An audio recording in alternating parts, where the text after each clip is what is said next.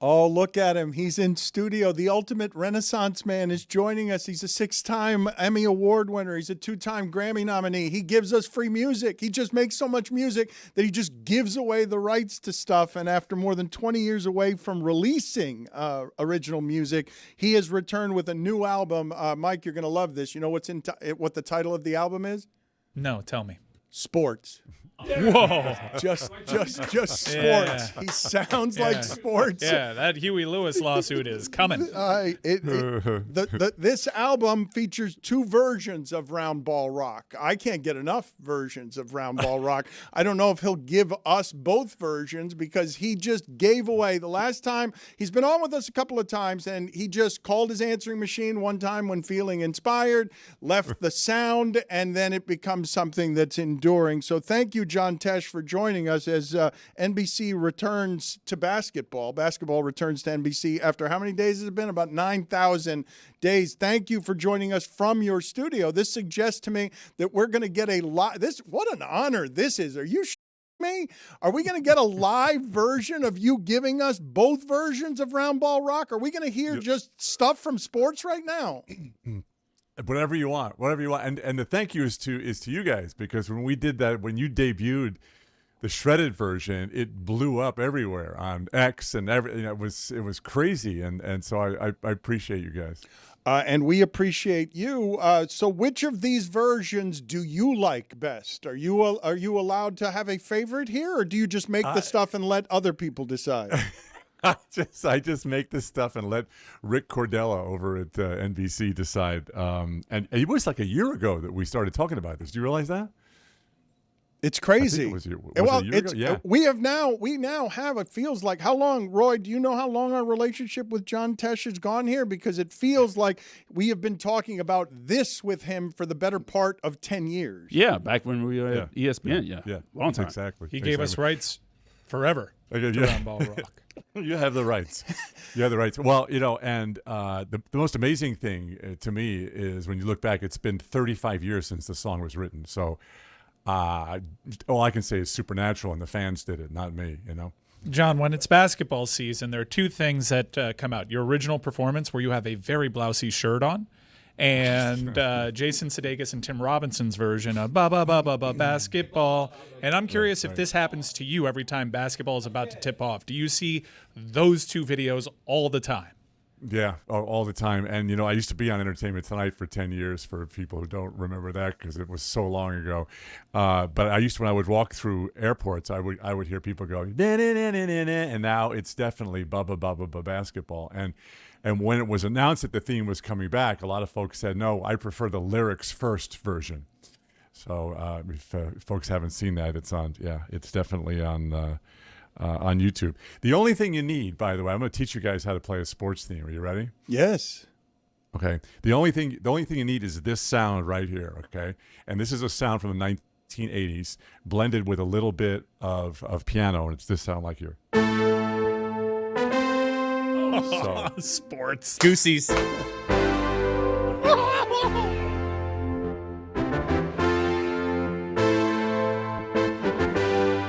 That's all you need.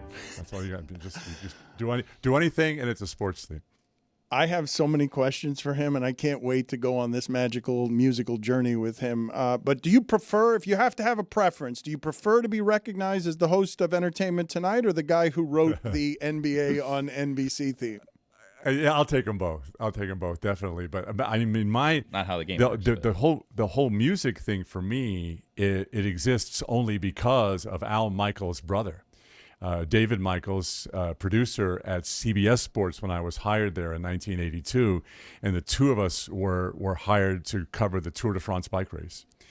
And David said, hey, I know you're a musician. Why don't we ship all of your stuff over here to France, and you can do the music while I edit the footage. And so it was a lot of stuff like, and this is a song called Legendary, which is on the record, but it was for Greg LeMond. That is.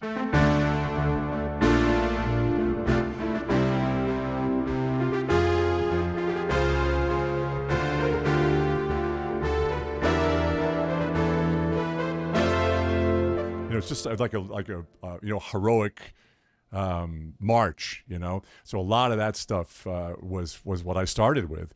And in the middle of a Tour de France coverage was when Roundball Rock was written. Have you ever done video game music? I feel like you'd kill it with video games from like the 1990s. Yeah, I would love to. I would love to. Well, I mean, there's a song called. I'll make a call. I make a call? There's a song called Chasing Gold, which goes like this. Yeah. And then in the middle of it, it breaks down. Like,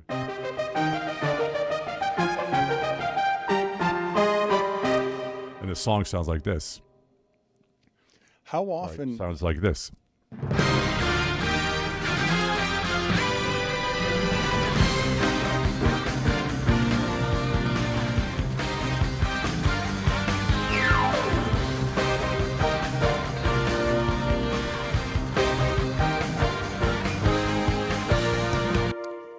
So it's just like galloping and then that sound that I'm going to send you. That thing. That studio is magical. How often do you just go down there to blow off steam? Oh, this is where I do my radio show too. I never leave this position. I can move over there and I love it. It's my space. But my wife Connie, you know Connie Selica. Yeah. It's really funny because her office is right next to us in the house here, my house. And she'll when I was working on sports, she would walk by and she'd hear like. And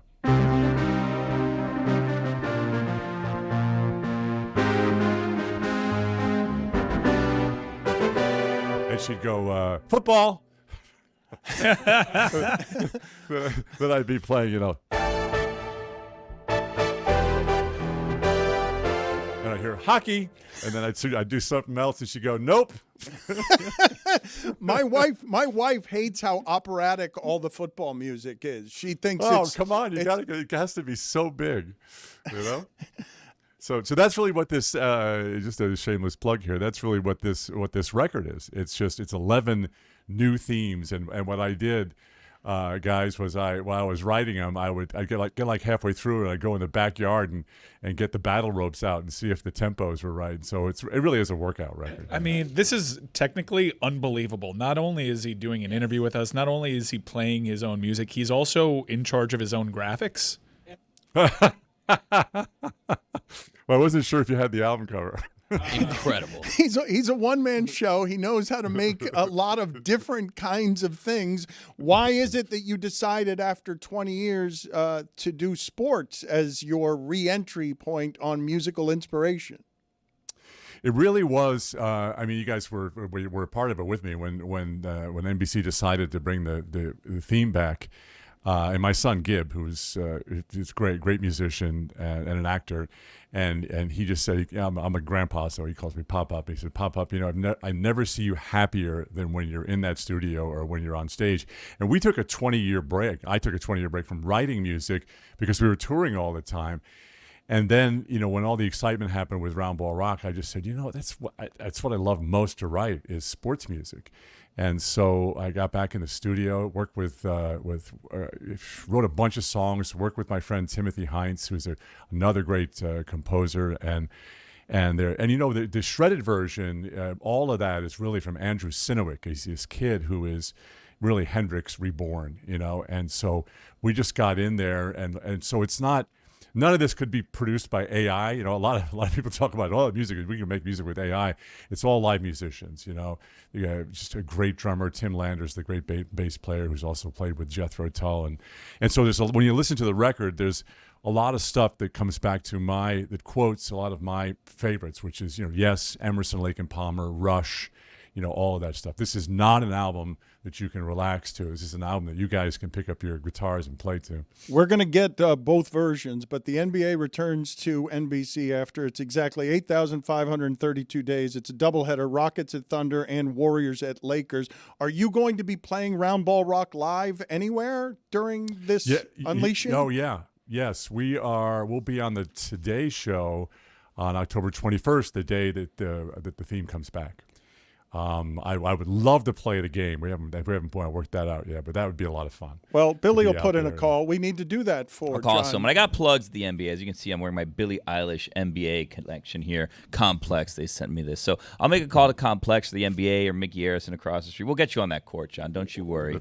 That's cool. I don't have the OG version loaded up here, but I have the shredded version, which I know you guys love. All right, let's do that. We're going to do it live.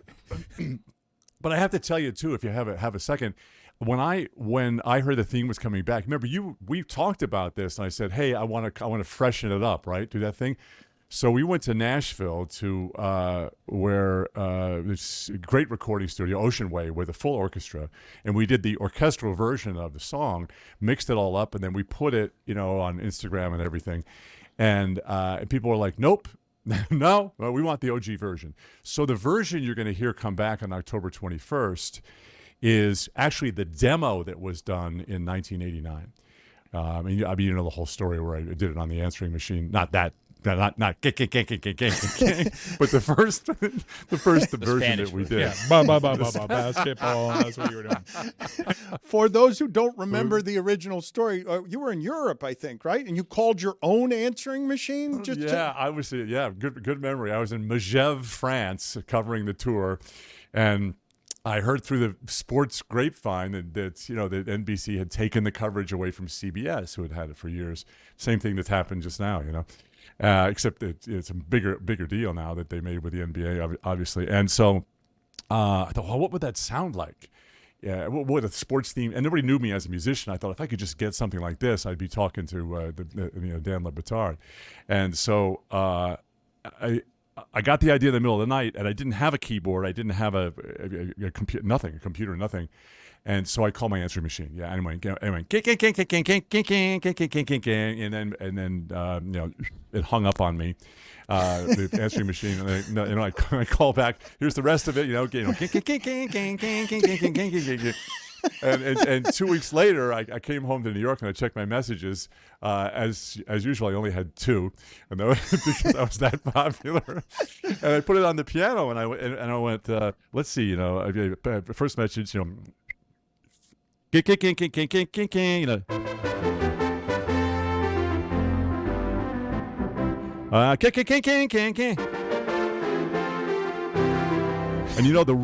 real key in this song is this section. Because that's when Marv can go, today, and then at the end of the song, it's just pads, so they can go,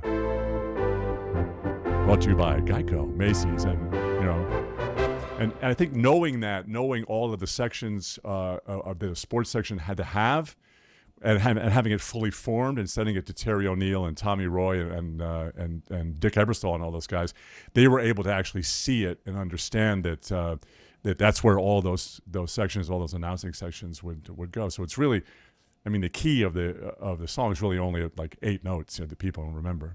John, do you miss organs at sporting events? I don't know what happened to them. They just kind of disappeared slowly. They're not around anymore? I didn't even know that. No, some of them, it's just like pre-recorded things. They got rid of the organist. Now we have races in between Yankee innings. Stadium doesn't have an organ. TikToks Yankee and such. Stadium doesn't have an organist anymore. They canceled all of that. I feel like they still do that there. Do you have a matchup that comes to mind when you hear Roundball Rock playing, John? Well, it was in the first game in 1990, and it was San Antonio, and I think they were playing the Lakers.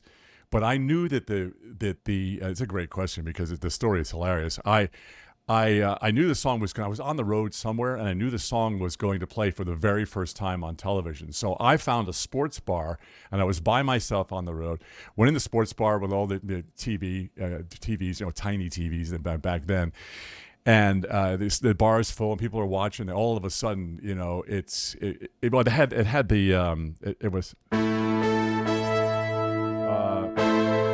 had like the big opening, that comes up with the peacock, and it was great, and I'm just dying there, and then the song comes in, right, and then it keeps going, and it plays after a couple of different breaks going into commercial.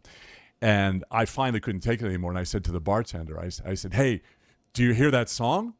you know, and he's like, yeah. And I go, I wrote that song like a jerk, right? And he goes, that's great. You want another beer? You know, like I was expecting like a trophy or something. I don't know, but it was just so sad. You know, it's like, okay, so you're the guy that wrote the song. That's fantastic. You know, I'm watching basketball. Can you let me alone? And I'm a bartender. Well, a bartender has heard so many stories like that aren't true from people. I finally have the answer. Thank God. I had no idea. Do you have give me a number to this question? The number of times in your life that you have called your answering machine and done something like that with Roundball Rock. Oh my gosh. Yeah, it's now this, of course, but before the phone came out, yeah. I mean, I've got stuff that's so bad on there, you know. It's like, hey, you know, nothing like Roundball. It was definitely encouragement to keep doing that. Do you have a favorite sports theme that's not yours that you say, God, I wish I had done that? Yeah, and I'll bet it's yours too. Monday Night Football. It's a good one. I love that thing. Yeah, I really. And you know, do you know the story about that? That was actually in a. Do you remember production CDs where you would buy a collection of like a musician composer would write a whole bunch of songs, and then would go into this production set, and you'd buy it for like $1,000. You know, like editing studios, production houses, and the music was free as long as they paid for that. You know, for the original price. And NBC found that cut, and they put it on Monday Night Football, and it's called Heavy Action, and it became that theme. You know, bum bum bum bum bum bum bum bum bum bum. Back then, they had just one Monday night game. Now they're throwing two out there, and they've cheapened the whole product by throwing two of these. There was one song, one game. Now, yeah.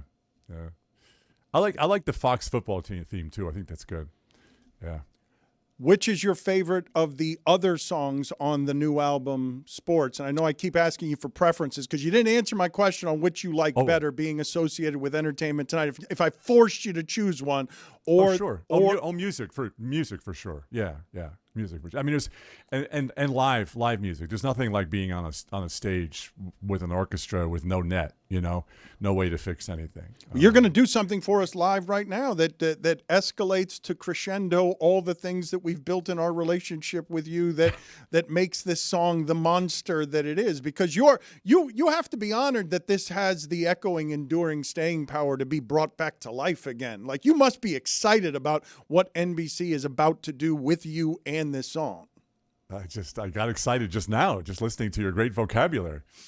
It's just cool, man. Like, it's you're talking about a time you just said to us, like, your fame as someone who was a part of a very big television show in America was confining compared to you being able to celebrate your biggest inspirations here, which is to be moved musically, I would think, artistically.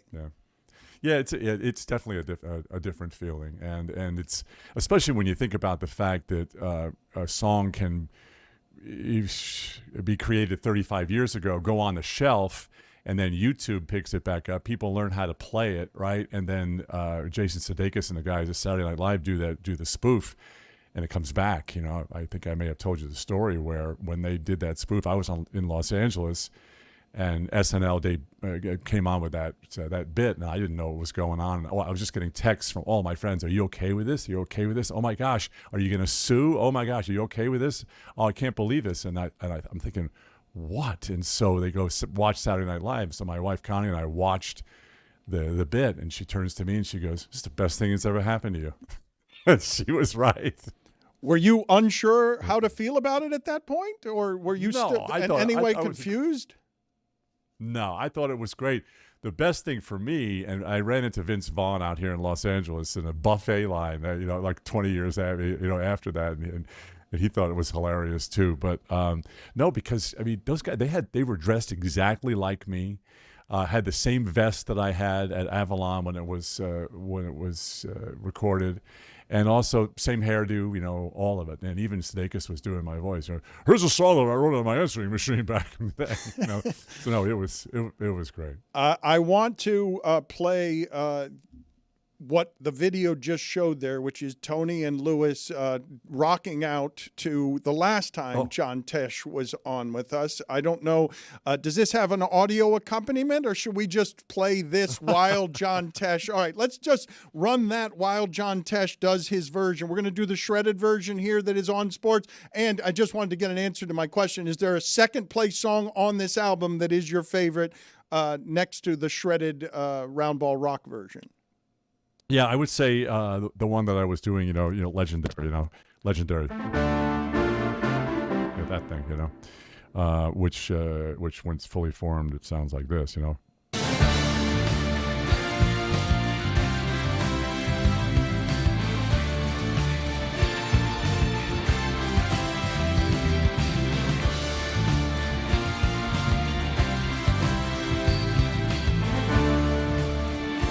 Okay, get ready. Key change.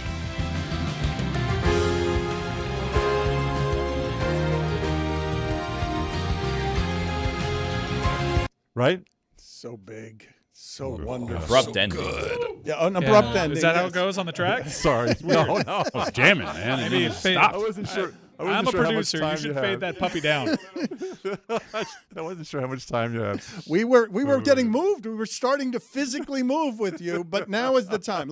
Let's break out what NBC is going to break out again. This is the shredded version. It is one of two versions. I'm going to say it's the best version because it's our version, the one that he shared with us. So, John Tesh, what an honor to have you do this for us. Oh, thank you.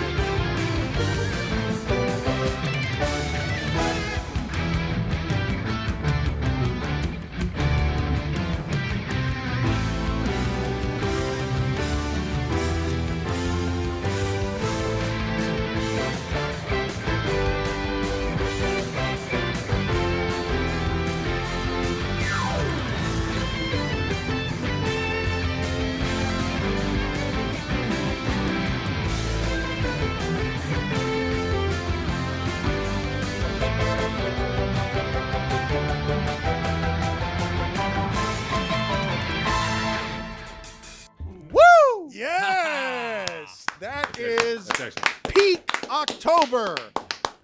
Peacock October. I see what you did there, Dan. Peacocktober. October 21st, a doubleheader. The NBC is back on NBC and Peacock. Check out the John Tesh podcast and more at tesh.com. It is really nice that you keep doing this for us, wasting your time. And we hope that the sports album is a monster hit. Thank you, John, for being on with us. We love you guys. Thanks so much. Appreciate you. Thank you. Appreciate you, too. Look at how happy the group is. He brings just energy with him here.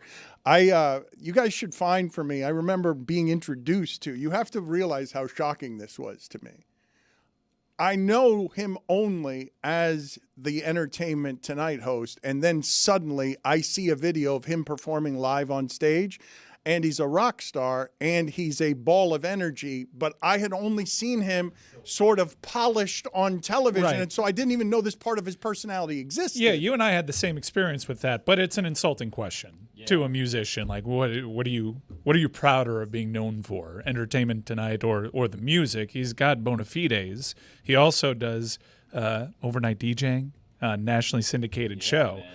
The music was a pathway to all the other things. I'm sure he gets a little insulted by your question. I mean, I can imagine you felt, Dan, the way that Heat fans feel when they watch me just crush parody songs over here. They're like, wow, that guy who's a broadcaster over there just rocking out as a musician. I mean, gosh, me and John Tesh. What are you prouder to be known for?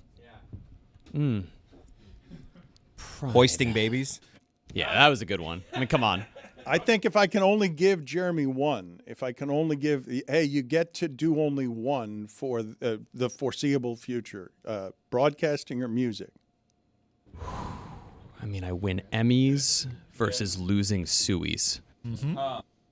It's really not that hard when you give it thought. Yeah, but one he hasn't accomplished. I mean, I'd say he's a failure on radio because One he I get hasn't won a paid for. SUI.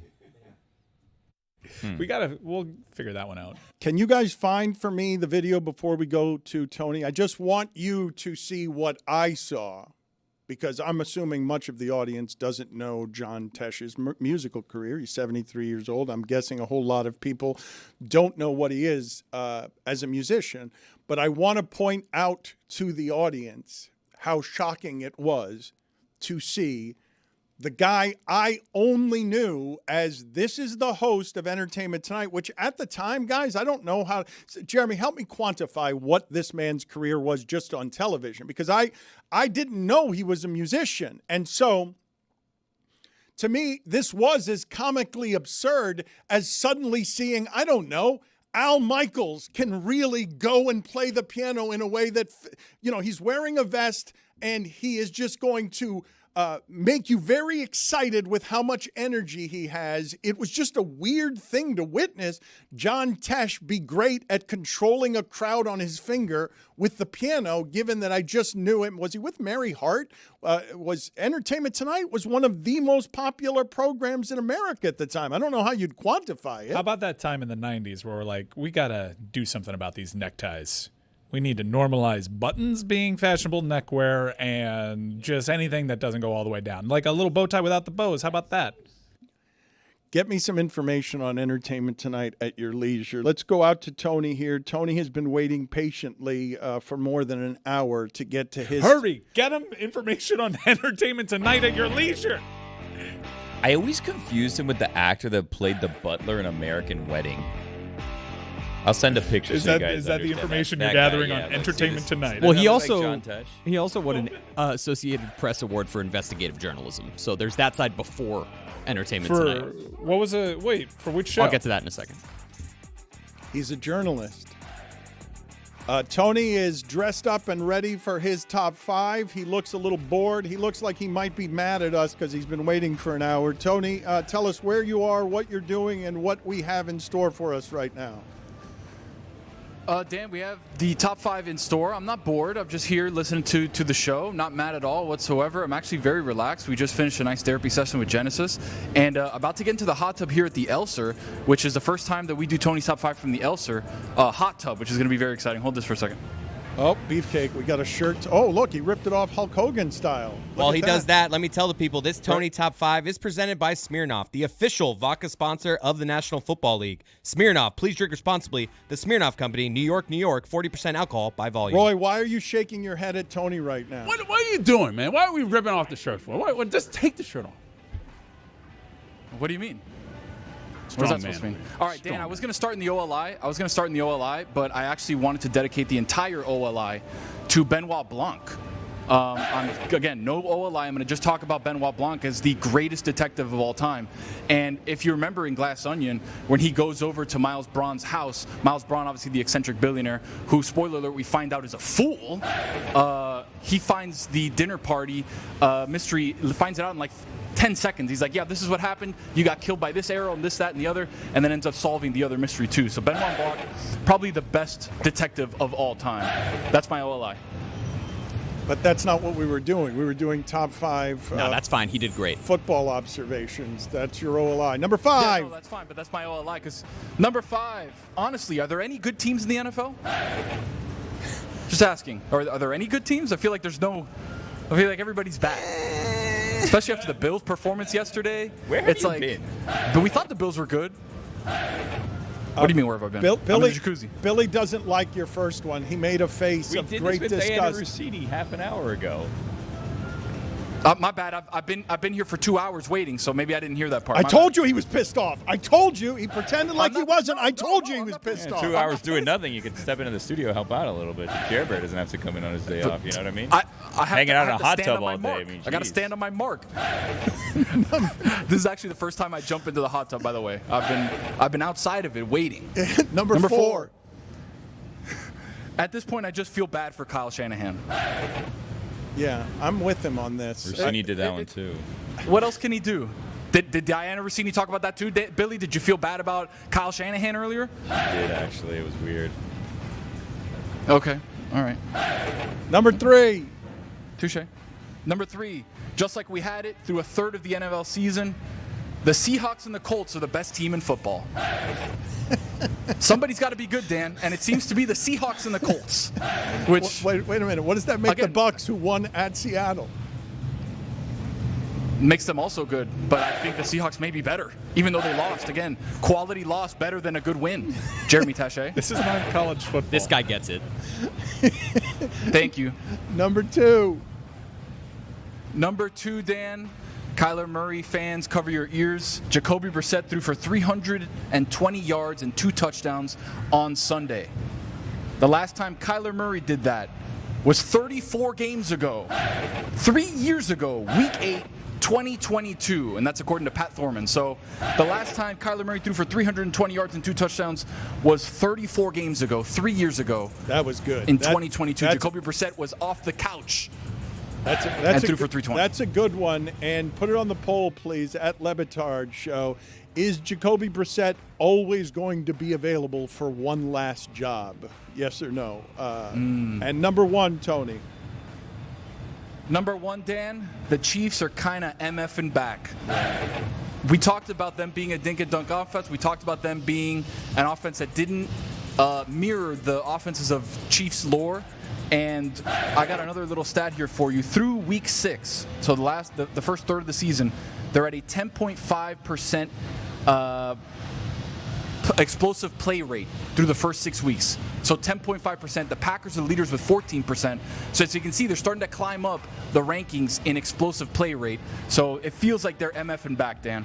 And that's Tony's top 5. I'm going to chill here in the pool for a little bit longer. Can I skip the meeting, or do I have to go down to that? It looks pretty good. It looks like you're pretty comfortable. You're also more confident in your nipples than I would be. Okay. Then you would be with your nipples, or you would be with Tony's nipples? With whose nipples, Dan? Yeah. Thank you, Tony. We appreciate it. I want to leave that up for interpretation. Wait a second. Answer the question. You're very happy to be showing a lot of nipple. You ripped off your shirt and you confidently showed a lot of nipple, and I was surprised at how confident you were about that. That's all. Because your nipples, the last time I saw nipples like that, Mike Ryan was accused of pepperoni nipples and then never again talked about or showed his nipples on the program. Okay, well, again, to each his own. If Mike feels a certain way, he feels a certain way. This is how God made me, baby. What do you want me to do? Okay. Leave me out of this. Okay. Thank you, Tony. I appreciate rude, it. Dan. We appreciate it. The 2 plays that from last night's game I wanted to talk about, because I don't know what to do with that Chicago-Washington game, although Washington would have won it if they could have just executed a handoff. Like that part, the margins in these games are so absurd, because Washington's an today on they're a good team, right? Washington, you're going to do the on they're a good team, and it's because they couldn't execute a handoff in that game and then allowed Chicago field goal position at the end of the game, when all Chicago could do in that game was score with field goals. Scary Terry's a big part of their offense. Debo came into that game hurt, but Debo's also entered games hurt for 5 years. You say came into games hurt, man. We can't do the measurements on any of these people halfway through the season. You've seen the quality of football drop. Like, it's dropped because you're seeing a bunch of backups everywhere. Now, maybe not in Tampa, where somehow they keep doing it, but San Francisco's a lesser team and available to be slaughtered like that by Tampa, because that's not a recognizable 49ers team. That is not the 49ers team that got to a Super Bowl with Garoppolo. That is not the 49ers team that can do anything with any quarterback when you can't sustain that many injuries and be a replica of yourself. The backup quarterback's injured, very injured, visibly injured. The funny thing about this season, as Jennings gets hurt seemingly every play, as Kittle's out, as Bosa's out, as now Fred Warner is out, is Christian McCaffrey is going to get north of 400 touches on offense this year.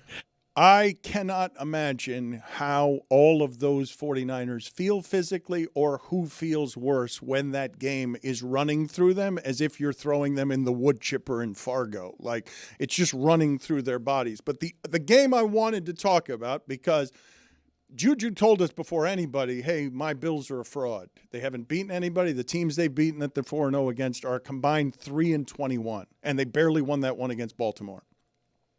And the Dolphins game was sneaky close. Well, and the Saints game was close. Like, they have not actually shown you much of anything. And last night, to me, was particularly alarming because their quarterback can't look like the MVP when his wide receivers seem limited and are also injured because they have injuries all over the field. One last note, Juwan Jennings, who got hurt every play in that game and has been hurt all year, he felt like he needed to start because of all the injuries. I didn't highlight Ricky Pearsall. Here's what Juwan Jennings was playing with, according to Juwan Jennings himself. This is what he told reporters.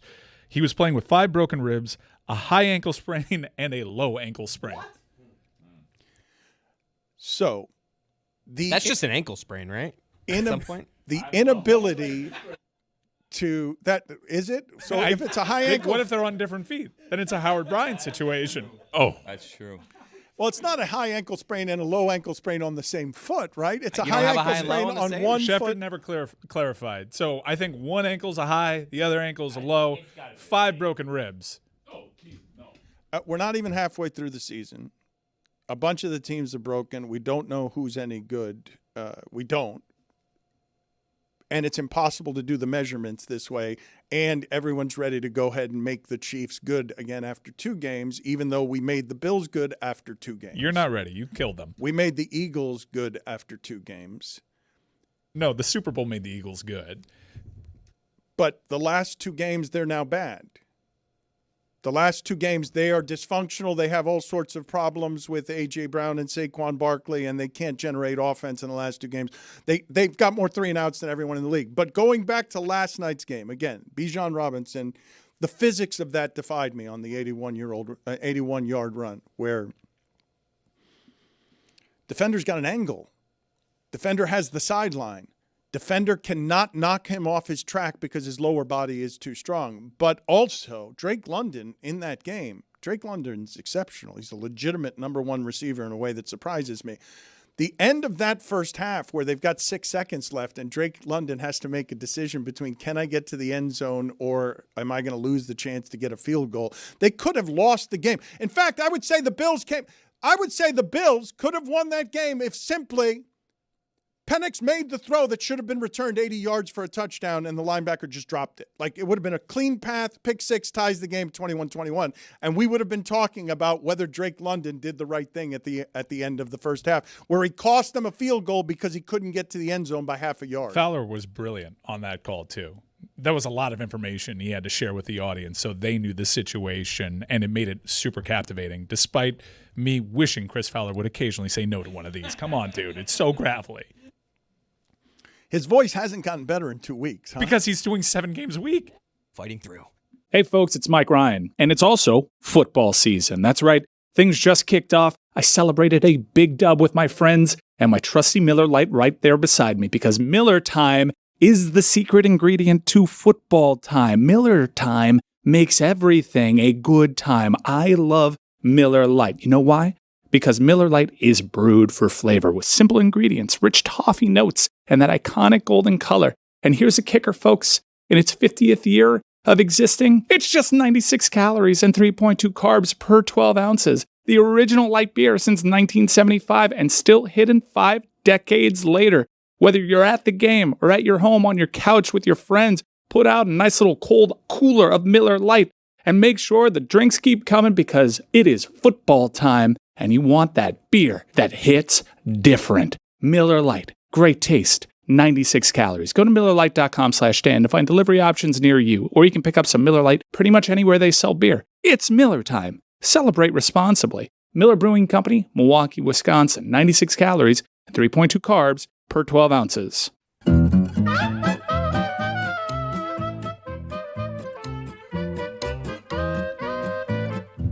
Against the spread. Against the spread.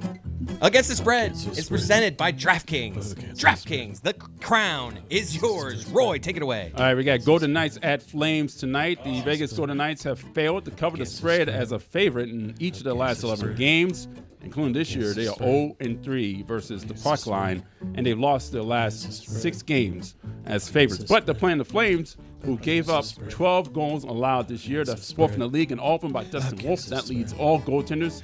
So go with the Vegas Golden Knights as the favorite at 1.5 goals against the spread. Jack Eichel's going to get that Selke. Jack Eichel is looking incredible despite their early struggles. Still got Sam Reinhart, though. Billy. In a league where we're all asking, is that team good? And the answer is,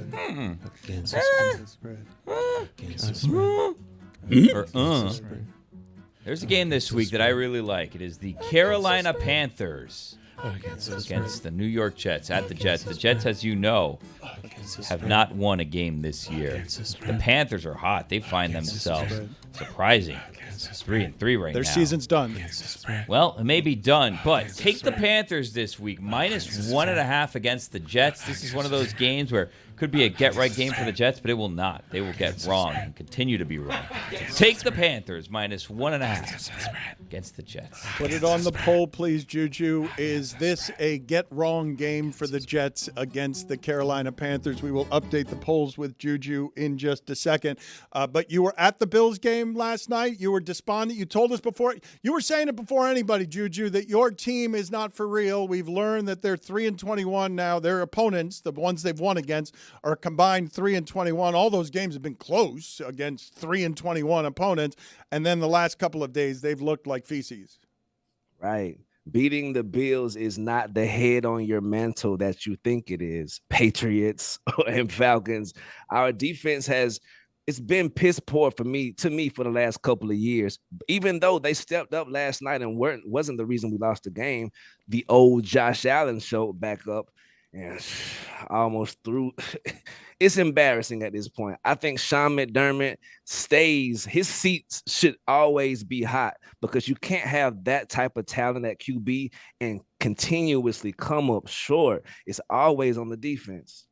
We're going to get to top 5 coaches on the hot seat with Juju in a second. But did you think that was the blitz last night or the 5-man rush that was affecting him? Or did you think he was hurt? Because I haven't seen those kind of throws from him in a couple of seasons, Juju, where the guys are open or he's got to be precise and he's throwing it at people's feet and behind people. Like, he was super inaccurate last night.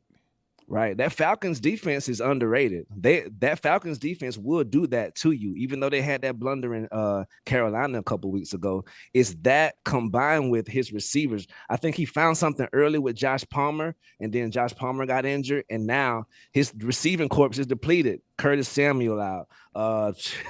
Dalton Kincaid out last night, one of his go-to targets. I think he had to make something out of 50 cents last night and could not. It is really interesting to see how that game could have switched when you consider the best throw Josh Allen had was his first one, and the best play the Bills had is that they got a fumble from Bijan Robinson on his first carry of the game, and then it got overturned by penalty. You could have slowed Bijan Robinson one carry into the game, and the penalty erased what would have been a turnover like that. Right. What happened last night to the Bills, I know that Chris Cody bet the Bills -3.5, but based on what Juju's been telling us, you felt that was coming last night.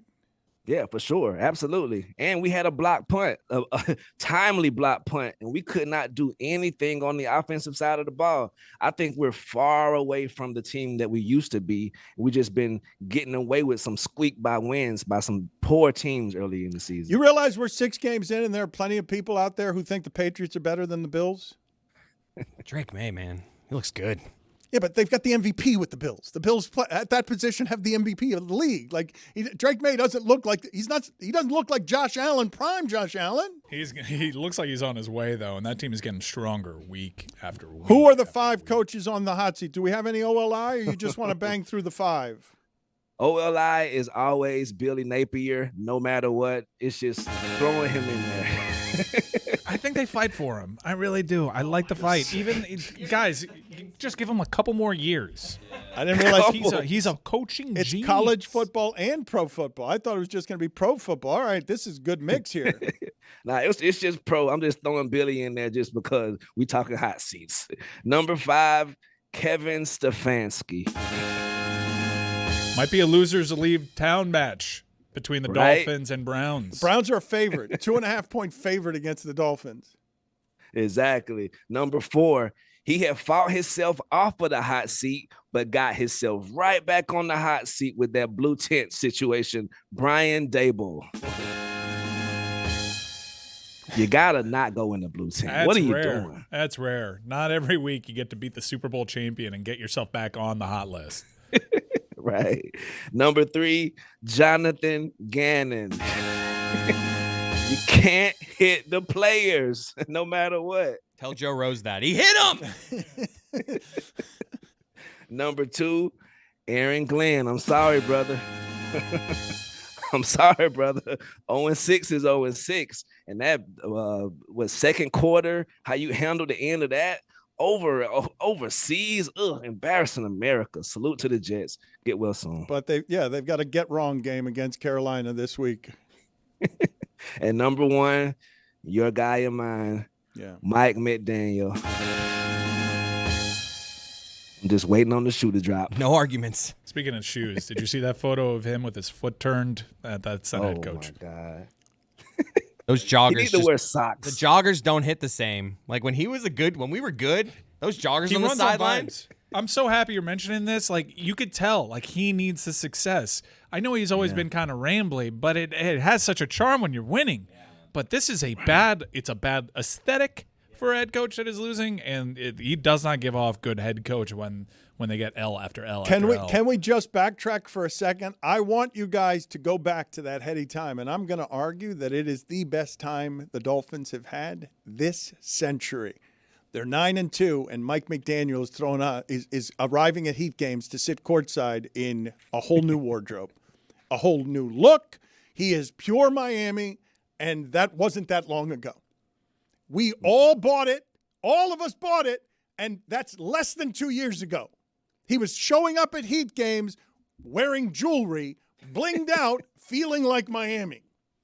Banging the drum at the Panthers game and everything. I know this is not the time for this, but I do think of the pie chart. I think it's more Greer and Tua. 100%. I think McDaniel could be fine with a new GM and another quarterback, but I love his offensive scheme, but I get how bad it looks right now, and he's probably going to be such a good offensive coordinator with some team and save some other quarterback from a measly existence, and it's going to be infuriating. He has no control of the team. Like, do you guys think he has any control of the team or the players? Because, like, a lot of the players will still be there, and he's lost control. I'm just saying team. at 9-2, it looked like he had control of the team when he was wearing chains and had a whole new fashion wardrobe on the sidelines of Heat games. I talked to an Eagles fan this weekend. I was out of town. An Eagle fan came up to me. I was wearing Dolphins gear. I got a lot of people saying, go Fins and Fins up. So the fan base is still there. And the Eagles fan that was working at the place I was at, he said to me, oh, man, what do you think about McDaniel? And I was like, oof, I don't think he's going to make it. He goes, good, I can't wait for him to come to the Eagles. And I was like, brother, you already got Vic Fangio from us. Like, relax. You don't want this guy as a coach. You're like, no, coordinator. And I wished him luck. Thank you for bringing up the Eagles. We've got some video here before we get to the polls of an Eagles fan being arrested, which seems redundant, and seeing a television reporter on his way out as he's being escorted out by police. Dave, I love your work. Thank you. Dave, I love your work. As walking by, there's a reporter named Dave, and as he's getting arrested, walks by, Dave, love your work. Handcuffs behind him, hands behind him. Dave, I love your work. And look how thrilled Dave is there. Dave knows what he just witnessed. Dave just got a great compliment that left him feeling sort of arrested. Let's update the polls here. What do we have today, Juju? Do you still shout at your radio? 66% of the audience says yes, they do. No. Old crowd. Why? We got some old listeners. Why? What? Because of Joe Rose's opinion? When they're getting something wrong, it's just so infuriating. It's like, ah! It's like that. Also, happy birthday to 2008 NBA champion. Cover your ears, Mike. Paul Pierce, the truth. Happy birthday to him. I don't care. Good luck.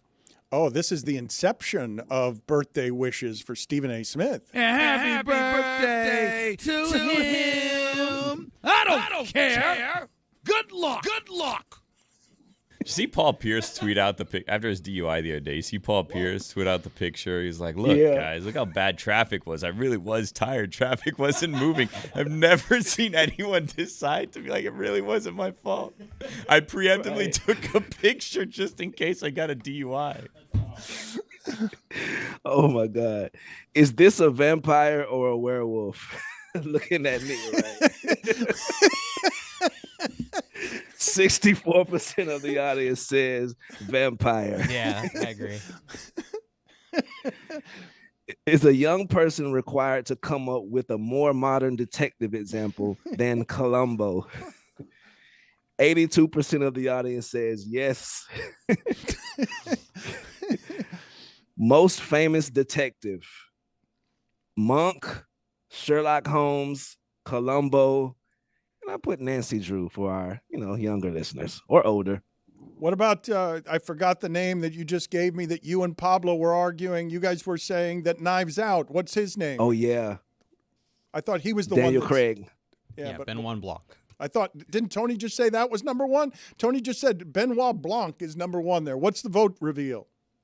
86% of the audience says Sherlock Holmes, most famous detective. Is there a way to ground into a double play from a ball you hit 400 feet over the wall? 55% of the audience says no. And the last poll is Jacoby Brissett always going to be available for one last drive? 95% of the audience says yes, and those are your polls. Thank you, Juju. We will leave the audience here with Paul Pierce's tweet from traffic here, telling everybody that, there's a lot of traffic when you're getting your DUI.